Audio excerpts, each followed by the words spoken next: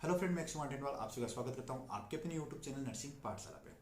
Friend, जैसे कि आप सभी को पता है, अपन लोग सेल ऑर्गेनल्स के बारे में स्टडी कर रहे थे, तो आज की अपनी क्लास भी सेल ऑर्गेनल्स के ऊपर रहेगी। तो आज की अपनी जो फर्स्ट ऑर्गेनल है वो रहने वाला है लाइसोसोम। फर्स्ट सेल ऑर्गेनल रहने वाला है लाइसोसोम। तो लाइसोसोम की बात करते हैं, लाइसोसोम को एक और नाम से जानते हैं, लाइसोसोम को अपन सुसाइड बैग ऑफ सेल के नाम से भी जानते हैं। अगर आपको पूछ लिया जाए कि सुसाइड बैग ऑफ सेल क्या है, तो आपका राइट आंसर क्या रहने वाला है? राइट आंसर रहने वाला है कि जो लाइसोसोम होता है उसको सुसाइड बैग ऑफ सेल के नाम से अपन जानते हैं। नेक्स्ट अपना पॉइंट रहने वाला है वो रहने वाला है फंक्शन ऑफ लाइसोम। नेक्स्ट रहने वाला है फंक्शन ऑफ लाइसोम। तो लाइसोम के फंक्शन की बात करें तो लाइसोम के फंक्शन दो टाइप के हैं, एक होता है फेगोसाइटोसिस करना, एक होता है पिनोसाइटोसिस करना। तो नेक्स्ट अपन बात करते हैं कि जो फेगोसाइटोसिस है वो क्या होता है, पिनोसाइटोसिस क्या होता है। तो अगर फेगोसाइटोसिस की बात करें तो मान लो अगर सेल के अंदर कोई भी फॉरेन बॉडी आ रहा है, वो ठोस है, मतलब हेवी है, हार्ड है, तो अगर सेल उसको इंगल्फ कर रही है और लाइसोम उसको डिस्ट्रॉय कर रहा है, तो उसको तो अपन बोलेंगे फेगोसाइटोसिस। मतलब हार्ड मटेरियल को डिस्ट्रॉय करना तो फेगोसाइटोसिस होता है। तो अपन फेगोसाइटोसिस क्या कहते हैं? अगर कोई ठोस मटेरियल है, ठोस फॉरेन बॉडी है और उसको सेल डिस्ट्रॉय कर रही है, तो उसको तो अपन क्या बोलते हैं? फेगोसाइटोसिस बोलते हैं। अगर कोई ठोस है उसको अब फिर सेल है वो डिस्ट्रॉय कर रही है, तो उसको तो अपन बोलेंगे फेगोसाइटोसिस। और यहीं पर पिनोसाइटोसिस की बात करें तो पिनोसाइटोसिस किसको बोलेंगे? अगर कोई लिक्विड है, अगर कोई लिक्विड है और उसको सेल डिस्ट्रॉय कर रही है, उसको सेल डिस्ट्रॉय कर रही है, तो उसको अपन बोलेंगे पिनोसाइटोसिस। जैसे मान लो कि बॉडी के अंदर कोई फॉरेन बॉडी है, वो हार्ड है या फिर ठोस है, वो अपनी बॉडी के अंदर गया, फिर वो अपने लाइसोम के टच में आ रहा है, लाइसोम उसको डिस्ट्रॉय कर रहा है, तो उस प्रोसेस को अपन क्या बोलेंगे? उस प्रोसेस को बोलेंगे फेगोसाइटोसिस। ठीक है। और वहीं पर बात करते हैं पिनोसाइटोसिस। तो पिनोसाइटोसिस की बात करें तो कोई लिक्विड फॉरेन बॉडी अपनी बॉडी में जा रहा है और फिर उसको जो लाइसोम में डिस्ट्रॉय कर रहा है, तो उसको अपन क्या बोलेंगे? उसको अपन बोलेंगे पिनोसाइटोसिस। तो आई होप आप लोगों को फेगोसाइटोसिस और पिनोसाइटोसिस के बारे में समझ में आ गया होगा। तो नेक्स्ट अपन बात करते हैं कि जो सेल है वो फॉरेन बॉडी, अभी हम लोगों ने बात की ना कि फॉरेन बॉडी अपनी सेल के अंदर इंटर करेगा, सेल उसको डिस्ट्रॉय करेगा, लाइसोसोम उसको डिस्ट्रॉय करे, तो वो प्रोसीजर कैसे होती है, तो उसकी अपन बात करते हैं। तो प्रोसीजर की बात करें तो अपनी बॉडी के अंदर जो फॉरेन बॉडी है वो एंट्री करेगा, फॉरेन बॉडी अपनी बॉडी के अंदर एंट्री करेगा, फिर वो किसके कांटेक्ट में आएगा? सेल के कांटेक्ट में आएगा, और सेल उसको कहां ले जाएगी? लाइसोम के पास ले जाएगी। ठीक है। बस सेल के अंदर लाइसोम होता है, वो किसके पास जाएगा? लाइसोम के पास जाएगा। लाइसोम उसको क्या करेगा? इंगल्फ कर लेगा। और लाइसोम के पास एक एंजाइम होता है, वो कौन सा होता है? हाइड्रोलाइटिक एंजाइम होता है। तो फॉरेन बॉडी है वो हाइड्रोलाइटिक एंजाइम के टच में आएगा और उसको अपन क्या करेंगे? फिर लाइसोम उसको डिस्ट्रॉय कर देगा। तो फ्रेंड, यहीं पर अपन बात कर लेते हैं कि जो अगर फॉरेन बॉडी है वो लिक्विड है,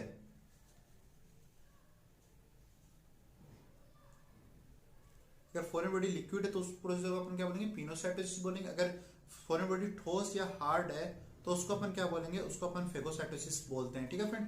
तो नेक्स्ट हम बात करते हैं कि अपन लोगों ने अभी बात की कि जो लाइसोसोम होता है अपन उसको सुसाइड बैग ऑफ सेल के नाम से जानते हैं। किस नाम जानते हैं? सुसाइड बैग ऑफ सेल के नाम से भी जानते हैं। तो उसको सुसाइड बैग ऑफ सेल क्यों कहते हैं वो बात कर लेते हैं। तो some pathological condition hydrolytic enzyme hyper activated in normal cell and result whole cell damage and destroy. कि मतलब कुछ पैथोलॉजिकल कंडीशन होती है जिसके अंदर हाइड्रोलाइटिक एंजाइम है वो हाइपर एक्टिवेटेड हो जाता है, हाइड्रोलाइटिक एंजाइम है वो हाइपर एक्टिवेटेड हो जाता है और वो फिर सेल को ही, अपनी सेल को, नॉर्मल सेल को ही डिस्ट्रॉय कर देता है, अपनी नॉर्मल सेल है उसी को डिस्ट्रॉय कर देता है। तो उस कंडीशन में अपन उसको क्या बोलेंगे? उस कंडीशन पर जो लाइसोम उसको जो सुसाइड बैग ऑफ सेल के नाम से आते हैं, क्योंकि उसने क्या किया? सेल को ही, अपनी सेल को ही डैमेज कर दिया, अपनी सेल को ही डैमेज कर दिया। इस कारण से इसको अपन क्या बोलते हैं? सुसाइड बैग ऑफ सेल के नाम से भी जानते हैं। ठीक है फ्रेंड। जैसे मान लो ये अपनी सेल है, ये अपनी सेल है, इसके अंदर लाइसोसोम प्रेजेंट है। तो कोई पैथोलॉजिकल, कुछ पैथोलॉजिकल कंडीशन ऐसी होती है कि जिसके अंदर जो हाइड्रोलाइटिक एंजाइम प्रेजेंट है, इसके अंदर जो हाइड्रोलाइटिक एंजाइम प्रेजेंट है वो क्या करता है? हाइपर एक्टिवेटेड हो जाता है और वो पूरी सेल को ही फिर क्या करता है? पूरी सेल को ही डिस्ट्रॉय कर देता है। तो इस कारण से अपने इसको क्या बोलते हैं? सुसाइड बैग ऑफ सेल बोलते हैं। ठीक है फ्रेंड। तो नेक्स्ट अपन बात करते हैं अपना जो लाइसोसोम है उसके बारे में बात कर लेते हैं। जो अपने लोगों ने फेगोसाइटोसिस प्रोसेस की बात की वो कैसे होती है। तो सेल के अंदर कोई भी फॉरेन बॉडी है, ये फॉरेन बॉडी अपनी सेल के, अपनी बॉडी के अंदर इंटर करेगा, बॉडी के अंदर इंटर करेगा तो फिर किसके पास जाएगा? अपनी सेल के पास जाएगा। और सेल के अंदर कौन होता है?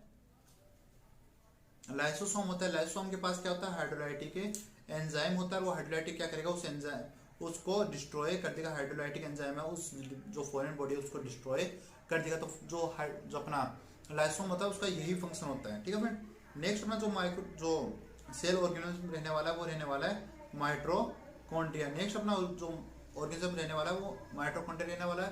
तो फर्स्ट ऑफ ऑल तो यहाँ से क्वेश्चन बनता है कि माइटोकॉन्ड्रिया को एक अदर नाम से क्या जानते हैं, अदर नाम क्या है माइटोकॉन्ड्रिया का। तो माइटोकॉन्ड्रिया अदर नाम क्या है, powerhouse of cell, powerhouse of cell कहते हैं इसको। 500 to 1000 mitochondria in a cell, मैं 500 से हजार जो माइटोकॉन्ड्रिया है वो एक सेल के अंदर प्रेजेंट होते। एक सेल के अंदर कितने माइटोकॉन्ड्रिया होते हैं, 500 से 1000 है माइटोकॉन्ड्रिया वो एक सेल के अंदर प्रेजेंट होते हैं। ठीक है, फिर नेक्स्ट अपना पॉइंट की बात करें तो maximum in sperm and essay node, तो जो स्पर्म होते हैं और जो एसे नोड होता है उसके अंदर ज्यादा जो माइटोकॉन्ड्रिया वो मिलते हैं, maximum in sperm and essay node.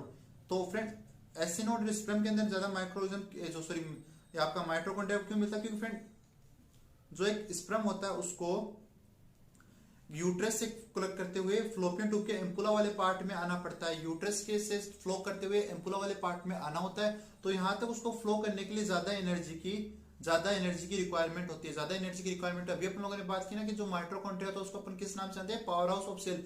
Power house of cell उसको क्यों कहते हैं, क्योंकि उसके अंदर किसका प्रोडक्शन होता है, उसके अंदर एटीपी का प्रोडक्शन होता है। जो माइटोकॉन्ड्रिया होता है वो एटीपी का प्रोडक्शन करता है, इस कारण से अपन इसको पावर हाउस ऑफ सेल जानते हैं। एटीपी यानी एनर्जी का प्रोडक्शन करता है माइटोकॉन्ड्रिया। और जो स्पर्म होता है उसको जो अपना यूट्रस है उससे मूव करते हुए एम्पुला वाले पार्ट तक आना पड़ता है, फ्लोपियन ट्यूब का एम्पुला वाला पार्ट तक आना पड़ता है। इस कारण से जो स्पर्म उसको ज्यादा एनर्जी की रिक्वायरमेंट होती है, इस कारण से जो स्पर्म सेल होती है उसके अंदर माइटोकॉन्ड्रिया ज्यादा मिलते हैं। नेक्स्ट अपन लोगों ने बात की कि जो एसे नोड होता है, जो एसे नोड होता है, एसे नोड होता है उसके अंदर भी माइटोकॉन्ड्रिया वो लार्ज अमाउंट में मिलते हैं। फर्स्ट ऑफ ऑल बात करते हैं एसे नोड मिलता कहाँ है, तो एसे नोड कहाँ मिलता है फ्रेंड, एसे नोड हेड के जो एटीएम वाला पार्ट होता है उसकी वॉल के ऊपर प्रेजेंट होता है। एसे नोड का क्या काम होता है, जो इंपल्स है वो जनरेट करने का काम करता है, मतलब हेड बीट का काम करता है, ये हेड को इंपल्स जनरेट करता है। तो इंपल्स जनरेट करने के लिए इसको ज्यादा एनर्जी की रिक्वायरमेंट है, क्योंकि ज्यादा काम करता है, इंपल्स जनरेट करता है। तो इस कारण से एसे नोड और स्पर्म के अंदर है ज्यादा अमाउंट के अंदर अपने जो माइटोकॉन्ड्रिया वो प्रेजेंट होते हैं। ठीक है फ्रेंड, नेक्स्ट पर बात करते हैं, नेक्स्ट पर पॉइंट क्या रहने वाला है, जो माइटोकॉन्ड्रिया होता है उसके अंदर मैक्सिमम रीजनरेशन के जो कैपेसिटी होती है, तो माइटोकॉन्ड्रिया डैमेज होने के बाद दोबारा से बन सकता है। तो इस माइटोकॉन्ड्रिया के अंदर मैक्सिमम रीजनरेशन की कैपेसिटी होती है। डबल मेम्ब्रेन, जो माइटोकॉन्ड्रिया होता है वो डबल मेम्ब्रेन होता है। जैसे आप लोगों को ये डायग्राम दिख रहा होगा, तो डायग्राम के अंदर आप लोगों को दिख रहा होगा कि अब अच्छे से आपको डायग्राम दिख रहा होगा कि माइटोकॉन्ड्रिया क्या है, वो डबल लेयर है। फर्स्ट लेयर तो आपको ये दिख रही है, फर्स्ट लेयर तो आपको ये दिख रही है, सेकंड लेयर आपको ये अंदर वाली लेयर है ये दिख रही है। तो ये क्या है, माइटोकॉन्ड्रिया होता है वो डबल लेयर होता है। माइटोकॉन्ड्रिया क्या होता है, डबल लेयर ऑर्गेनिज्म है। तो आपको पूछा जाए सेल के अंदर डबल लेयर ऑर्गेनिज्म कौन सा मिलता है, तो आपका आंसर क्या रहेगा, माइटोकॉन्ड्रिया होता है वो डबल लेयर ऑर्गेनिज्म होता है। ठीक है फ्रेंड, तो माइटोकॉन्ड्रिया के बारे में आप लोगों को समझ में आ गया होगा।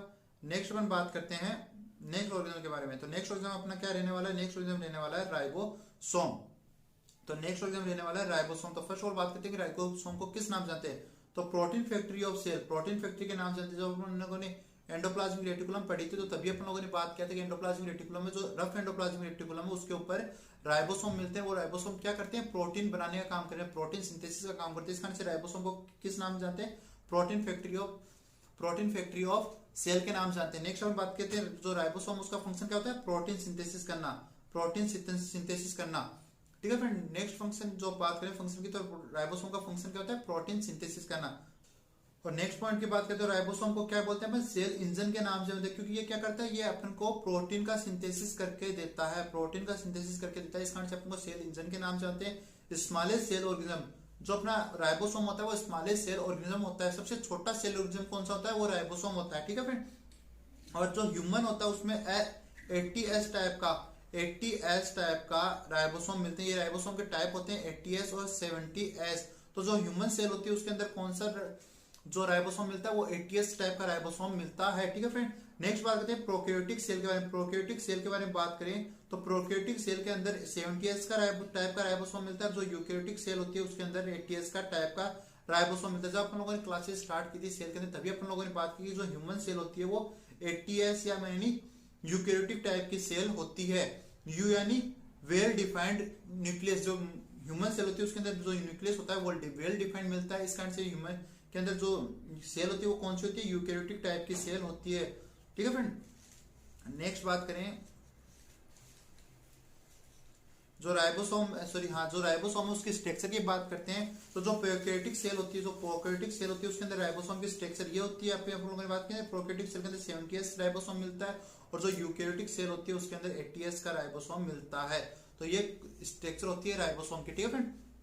तो फ्रेंड अपना जो नेक्स्ट सेल ऑर्गेनिज्म वो रहने वाला है सेंट्रियोसोम, जिसको अपन हिंदी में बोलते हैं तारक काय। इसका मेन फंक्शन क्या होता है? इसका मेन फंक्शन होता है सेल डिवीजन में हेल्प करना। जो सेंट्रियोसोम है उसका मेन फंक्शन क्या होता है? सेल डिवीजन के अंदर हेल्प करना। तो नेक्स्ट बात करें सेंट्रियोसोम के बारे में, तो नेक्स्ट जो सेंट्रियोसोम होता है, सेंट्रियोसोम होता है जो अपनी नर्व सेल होती है, नर्व सेल होती है, अपनी जो नर्व सेल होती है उसके अंदर क्या होता है? उसके अंदर अपसेंट, जो नर्व सेल होती है उसके अंदर क्या होता है फ्रेंड? उसके अंदर अपसेंट होता है। जो सेंट्रियोसोम है वो नर्वस सेल के अंदर अपसेंट होता है, इसी कारण से अपनी नर्वस सेल है वो आगे ग्रोथ नहीं कर पाती है। एक बार डैमेज हो जाने के बाद नर्वस सेल है दोबारा से ग्रोथ नहीं कर पाती है। तो जो नर्वस सेल होता है उसके अंदर सेंट्रियोसोम अपसेंट होता है, इसी कारण से नर्वस सेल अपनी आगे ग्रोथ नहीं कर पाती है, ठीक है फ्रेंड। नेक्स्ट अपन बात जो सेल ऑर्गेनिज्म है उसके बारे में बात कर लेते हैं। लास्ट सेल ऑर्गेनिज्म क्या रहेगा? न्यूक्लियस। न्यूक्लियस लास्ट जो सेल ऑर्गेनिज्म है वो रहने वाला अपना न्यूक्लियस। तो फर्स्ट ऑफ ऑल बात करते हैं जो न्यूक्लियस है उसको डिस्कवर किसने किया था? न्यूक्लियस की खोज किसने की थी? न्यूक्लियस की खोज की थी रॉबर्ट ब्राउन ने। किसने की थी? रॉबर्ट ब्राउन ने न्यूक्लियस की खोज की थी, रॉबर्ट ब्राउन ने, ठीक है फ्रेंड। और जो अपना न्यूक्लियस होता है वो सभी सेल के अंदर प्रेजेंट होता है, एक सेल को छोड़कर। वो कौन सी होती है? आरबीसी। अपनी जो आरबीसी होती है रेड ब्लड सेल होती है उसके अंदर न्यूक्लियस है वो प्रेजेंट नहीं होता, और जितनी भी सेल है उसके अंदर न्यूक्लियस है वो अपना प्रेजेंट होता है। नेक्स्ट अपन बात करें न्यूक्लियस के बारे में, तो न्यूक्लियस अपनी जो सेल है उसका सबसे लार्जेस्ट है सेल ऑर्गेनिज्म है। अपनी सेल का सबसे लार्जेस्ट सेल ऑर्गेनिज्म क्या है? वो न्यूक्लियस है, ठीक है फ्रेंड। और स्मॉलेस्ट की बात करें, स्मॉलेस्ट क्या है? राइबोसोम है, वो स्मॉलेस्ट सेल ऑर्गेनिज्म है, ठीक है फ्रेंड। तो फ्रेंड अब बात कर लेते हैं जो अपना न्यूक्लियस उसकी स्ट्रक्चर के बारे में बात कर लेते हैं। तो न्यूक्लियस की स्ट्रक्चर उसकी आउटर कवरिंग है वो जो एक न्यूक्लियर एनवलप होता है, आउटर कवरिंग के अंदर न्यूक्लियर एनवलप होता है, और सेम स्ट्रक्चर है वो प्लाज्मा मेम्ब्रेन की प्रेजेंट होती है, जो सेल मेम्ब्रेन है उसकी प्रेजेंट होती है, ठीक है फ्रेंड। जो अपने न्यूक्लियस की स्ट्रक्चर की बात करें तो अपनी न्यूक्लियस की स्ट्रक्चर की बात करें तो उसके आउटर साइड है वो एनवलप, जो एक सेल एनवलप है वो मिलता है, न्यूक्लियर एनवलप मिलता है। अंदर की तरफ वो अपनी जो सेल मेम्ब्रेन है वो प्रेजेंट होती है, ठीक है फ्रेंड। जो सेल मेम्ब्रेन होती है उसके अंदर सॉरी जो न्यूक्लियर मेम्ब्रेन होती है उसके अंदर कुछ पोर है वो आपको देखने को मिलेंगे, कुछ पोर है वो आपको देखने को मिलेंगे, जिसका बेनिफिट ये रहता है कि जो सेल मेम्ब्रेन का जो सेल का फ्लूइड होता है वो और न्यूक्लियर फ्लूइड होता है वो एक दूसरे के अंदर एक्सचेंज कर सकते हैं, कुछ मटेरियल है वो एक्सचेंज हो सके, जो न्यूक्लियस है उसके और जो सेल साइटोप्लाज्म उसके अंदर जो भी अपने मटेरियल है वो एक्सचेंज हो सके। तो इस कारण से इसके अंदर है कुछ पोर है वो मिलते हैं, कुछ पोर है वो मिलते हैं, ठीक है फ्रेंड। तो आज के अपने जो ऑर्गेनेल्स है वो कंप्लीट हो गए हैं।